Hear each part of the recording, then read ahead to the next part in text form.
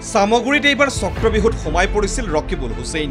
হৈ যোৱা উপনিৰ্বাচনত সামগুৰিত বিজেপিয়ে ৰচনা কৰা পদ্মবেহু ফালি ওলাব পাৰিলেনে ৰকিবুল হুছেইন? ৰকিবুল হুছেইনে 23 নৱেম্বৰত ৰাজাভিষেক কৰিব পাৰিবনে পুত্ৰ তানজিলৰ?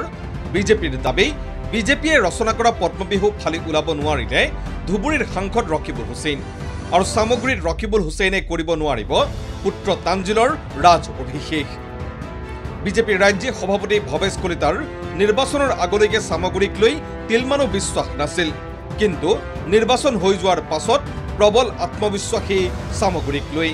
আৰু সেই আত্মবিশ্বাসেৰেই ভৱেশ কলিতাই ক'লে সামগুৰিত সংখ্যালঘুৰ ভোট পাইছে বিজেপিয়ে। কিয় আৰু কোনসকল সংখ্যালঘু ভোটাৰে বিজেপিক ভোট দিলে সেয়াও ক'লে সভাপতিগৰাকীয়ে। লগতে ভৱেশ কলিতাই ক'লে সামগুৰিত প্ৰথমবাৰলৈ সৰিয়হ ফুল দেখি গৈছে ৰকিবুল হুছেইনে। ৰকিবুল হুছেইন ডাঙৰীয়াৰ এণ্টি ইনকুমেঞ্চি, তেওঁক বেয়া পাই ভোট মাৰিছে। তেওঁ যি পৰিয়ালবাদ, ককাক পুতেক নাতিয়েক তাৰ পৰা ওলাই অহাৰ কাৰণে সামগ্ৰীবাসী বুলি ভাৰতীয় জনতা পাৰ্টীৰ সপক্ষে আমাৰ প্ৰাৰ্থী টিপুৰঞ্জন শৰ্মা ডাঙৰীয়াক ভোটদান কৰিছে। সামগুৰিত চাওক টোটেল 1,44,000 ভোট লৈছে। তাত হিন্দু ভোট পলৈছে প্ৰায় 50,000তকৈ অধিক, 55,000। বাকী মাইনৰিটি ভোট পলৈছে 89,000। 89,000ৰ 8-9,000 ভোট ওলট পালট হৈছে। বাকী 30,000 ভোটৰ এটা ব্যৱধান আছে। আৰু আমাৰ বিশ্বাস আছে আমি 18 পৰা 20,000 মাইনৰিটি ভোট পাম। আমাৰ প্ৰাৰ্থীগৰাকী 5,000 ওপৰ মাৰ্জিনত নিৰ্বাচিত হ'বলৈ সক্ষম হ'ব। একে সময়তে চিডলি, বঙাইগাঁও, ধলাইৰ লগতে বিহালী জয়েৰে 5টাৰ ভিতৰত 5টাতেই জয়ী হোৱাৰ দাবী ভৱেশ কলিতাৰ। বিহালীত ৰঞ্জিত দত্তৰ তাহানিৰ যাদু এতিয়াও আছে বুলি কৈ ভৱেশ কলিতাই ক'লে দিগন্ত ঘাটোৱালৰ জয় অৱশ্যম্ভাৱী। 23 তাৰিখে গম পাব বিহালী কোনে পায়। কংগ্ৰেছ পাহৰি গৈছে নেকি? কংগ্ৰেছ চৰকাৰ থকাৰ দিনতে ৰঞ্জিত দত্ত ডাঙৰীয়া বিহালী সমষ্টিৰ পৰা দুবাৰকৈ নিৰ্বাচিত হৈছিল।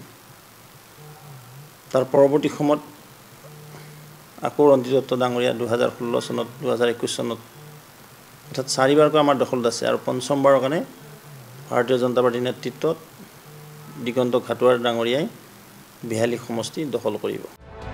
একেদৰেই সামগুৰিত তানজিল বনাম দীপ্তিৰঞ্জনৰ যুঁজত সকলো দিশৰ পৰা দীপ্তিৰঞ্জন অধিক শক্তিশালী আছিল বুলি কৈ বিধায়ক প্ৰশান্ত ফুকনেও ক'লে সামগুৰিত কমেও 7,000 ভোটত জিকিব বিজেপি। মই 7,000 বুলি কৈছোঁ। This is my experience. আৰু মই গোটেই সামগুৰি সমষ্টিটোতো অকৰা মকৰাকৈ মই ঘূৰি ফুৰিছোঁ। ঘূৰি ঘূৰি গৈ বহুত জেগাত গৈছোঁ। এতিয়া মোৰ যিকেইটা পঞ্চায়ত মোৰ দায়িত্ব আছিলে, মই 340 ঘৰ মানুহৰ প্ৰায় 320 ঘৰ মানুহলৈকে গ'লোঁ। মই একো কোৱা নাই। মই যাওঁ, এই 10-12 দিন এঘৰকৈ সোমালোঁ। মিটিং মাত্ৰ মই 3-4খন মানহে কৰিলোঁ, নিয়ম মাফিক মিটিং।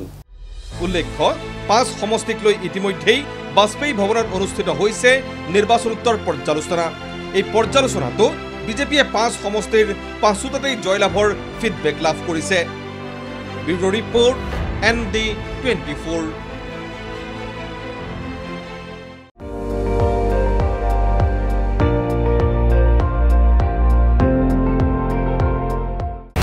আপুনি চাই আছে ND24, সৰ্বশ্ৰেষ্ঠ নহয় সৰ্বোত্তমৰ দৌৰ।